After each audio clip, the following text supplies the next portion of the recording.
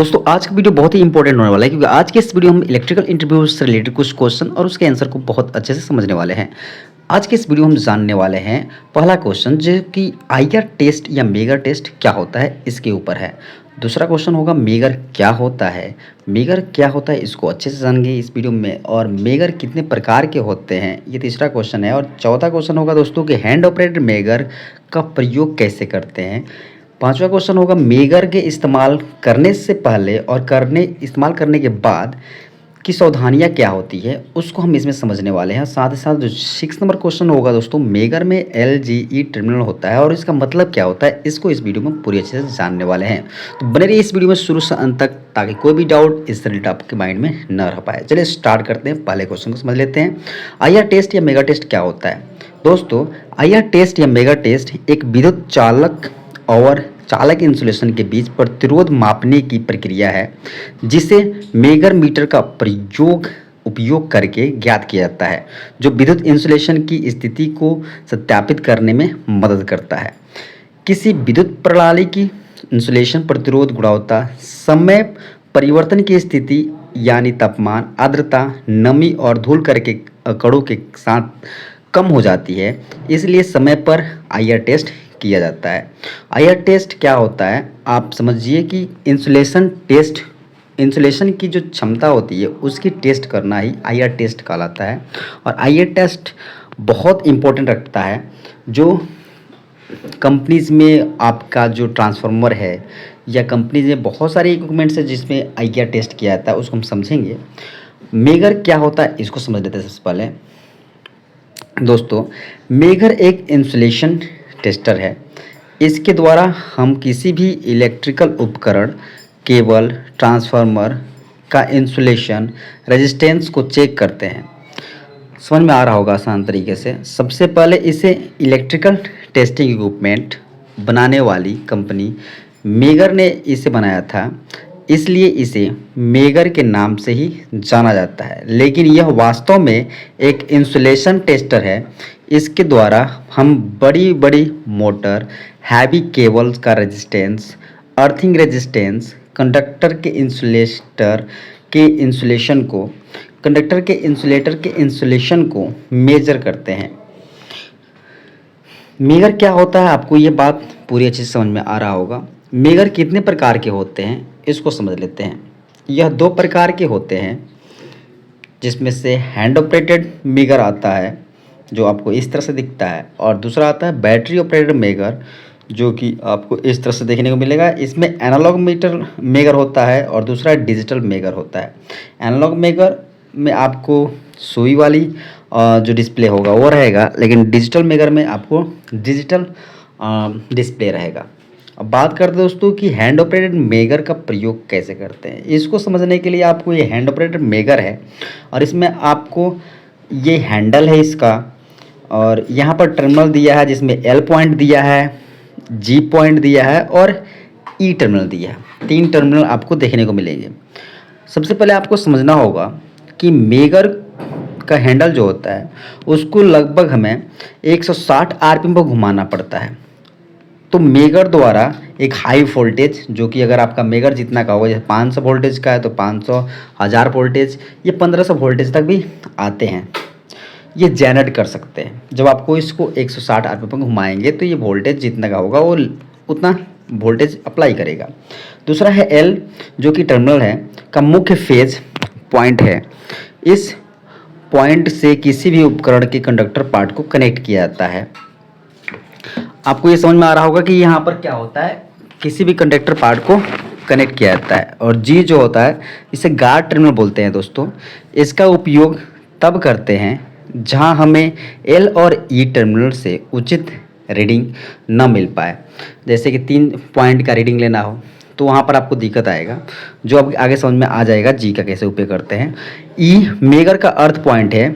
इस पॉइंट पर किसी भी उपकरण का बॉडी को कनेक्ट किया जाता है। तो आपको यहाँ पर समझ में आ गया हो कौन से पॉइंट, कौन से टर्मिनल, कौन से क्या होते हैं, इसको किस तरह से इस्तेमाल करते हैं, प्रयोग करते हैं।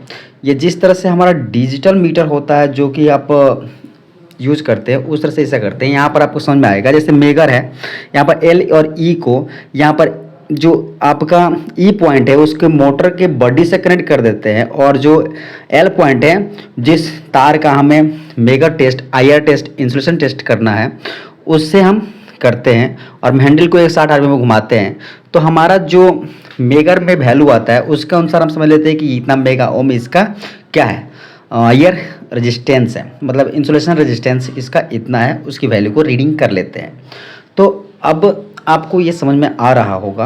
अब बात करते हैं कि मेगर का जो इंस्ट्रक्शन है, कुछ मेगर के पॉइंट्स होती है उसको समझ लेते हैं।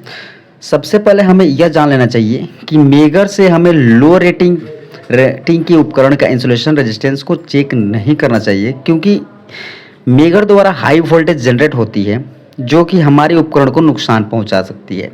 इसलिए अगर आपके पास कोई कम मान वाला उपकरण हो तो आप मल्टीमीटर का उपयोग कर सकते हैं। मल्टीमीटर के द्वारा भी आप आसानी से आईआर टेस्ट कर सकते हैं छोटे उपकरण का।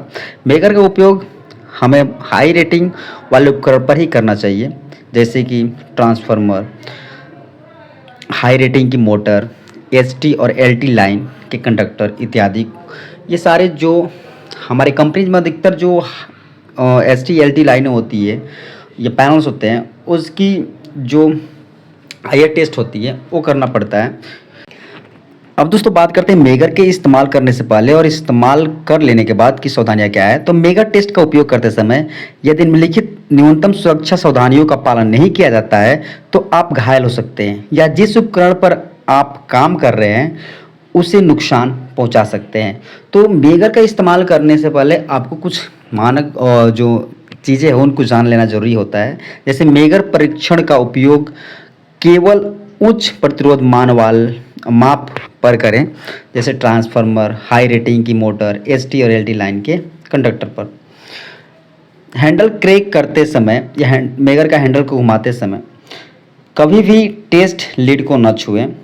मेगर लीड को जोड़ने से पहले सर्किट को पूरी तरह से डिस्चार्ज करें। मेगर परीक्षण का उपयोग करने से पहले यदि संभव हो तो जांच की जा रही वस्तु को अन्य सर्किट से डिस्चार्ज कर लें।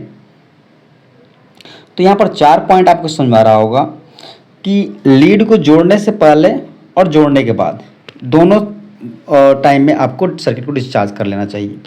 गार्ड टर्मिनल का उपयोग कहाँ करते हैं, जैसे कि यहाँ पर देख रहा होगा कि यहाँ पर गार्ड टर्मिनल का इस्तेमाल कहाँ किया जा रहा है। जो सरफेस से लीकेज आ रहा है ना, उस लीकेज को गार्ड टर्मिनल के द्वारा गार्ड कर दिया जाता है ताकि रीडिंग जो होगा हमारा अच्छे से आए। जैसे कि हम जो एल पॉइंट है और जो जी पॉइंट, एल और जो ई है उसको कनेक्ट कर दिए, और जो बीच का जी है उसमें आपको दिख रहा होगा कि जो लीकेज है वो करंट फ्लो हो जाता है। लीकेज जो होगा वो आपको यहाँ मिल जाएगा, बाकी जो एक्चुअल रीडिंग होगी आईआर टेस्ट की वो इस वाले पॉइंट इस मीटर में आपको शो कर देगी। तो गार्ड टर्मिनल का प्रयोग वहाँ किया जाता है जहाँ पर हमें मान लीजिए कि हमें जो हमारा ये अपना जो बुशिंग है, बुशिंग की जो आईआर है, इंसुलेशन जो वैल्यू है उसको हमें ज्ञात करना है, लेकिन बीच में क्या हो रहा है, दिक्कत आ रहा है, तो उसको लीकेज हो रहा है, उस लीकेज को दूर करके हम इससे आसानी से ज्ञात कर लेते हैं। यहाँ पर एक दिख रहा होगा कि RYB फेज़ है और इसका इंसुलेशन टेस्ट किया जाता है। तो उस वक्त आपको दिख रहा होगा कि R का और यहाँ पर गार्ड जो R और इंसुलेशन के बीच में हम निकाल रहे हैं, लेकिन बीच में जो केबल के ऊपर जो इंसुलेशन है उसके ऊपर का इंसुलेशन का जो गार्ड है और इंसुलेशन का जो वैल्यू होगा वो गार्ड कर दिया जाता है। मतलब कुल मिलाकर समझ लें कि जिस इंसुलेशन का हमें रेजिस्टेंस निकालना है उसको छोड़ करके बाकी जितना इंसुलेशन बच रहा उसको हमें क्या करना होता है, ग्राउंड कर देना होता है, तरह से गार्ड कर देना पड़ता है। तो यहाँ पर R फेज के बीच हम इंसुलेशन का टेस्ट किए हैं। तो इसमें जो अर्थिंग जो पॉइंट है उस वाले को अर्थिंग से कनेक्ट कर दिया गया, बाकी गार्ड जो ऊपर इंसुलेशन है उसको गार्ड में कनेक्ट कर दिया गया, और बाकी आर को जो है आर फेज का जो आईआर इंसुलेशन वैल्यू है उसको ज्ञात कर लिया जाता है। तो इस तरह से हम आर जो एल है, ई है और जी है, इसके बीच भी हम जो जानकारियाँ हो इसका जो यूज होता है उसको समझ लिए। और उम्मीद करता हूँ कि ये वीडियो आपको समझ में आया होगा। Thanks for watching this video. मिलते हैं नेक्स्ट वीडियो में, take care, bye, see you. जय हिंद, जय भारत।